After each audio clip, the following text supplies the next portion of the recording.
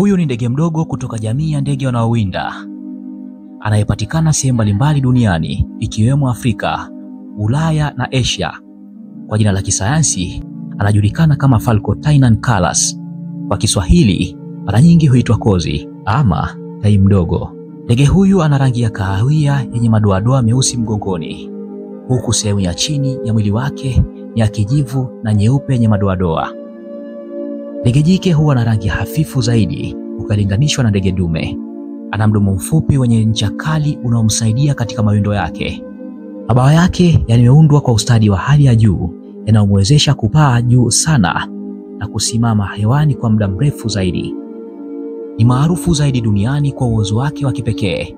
Unamwezesha kusimama angani kwa muda mrefu bila kusogea, huku akitafuta mawindo ardhini kwa kutumia macho yake makali mithili ya darubini, na kumfanya kuwa ndege wa kipekee kutoka jamii ya aina ya tai. Hupenda kula wanyama wadogo kama panya, mijusi na nyoka wadogo.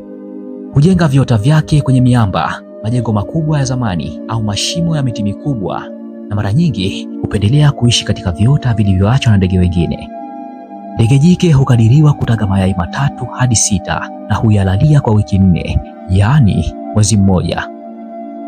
Wazazi wote hushirikiana kuwalisha vifaranga hadi wawe tayari kuruka, na mara nyingi hupendelea kuishi peke yake au wakiwa wawili, yaani jike na dume, na hupendelea kuishi katika mazingira ya wazi kama mashamba au savana au kwenye milima au kwenye majiji makubwa yenye minara mirefu.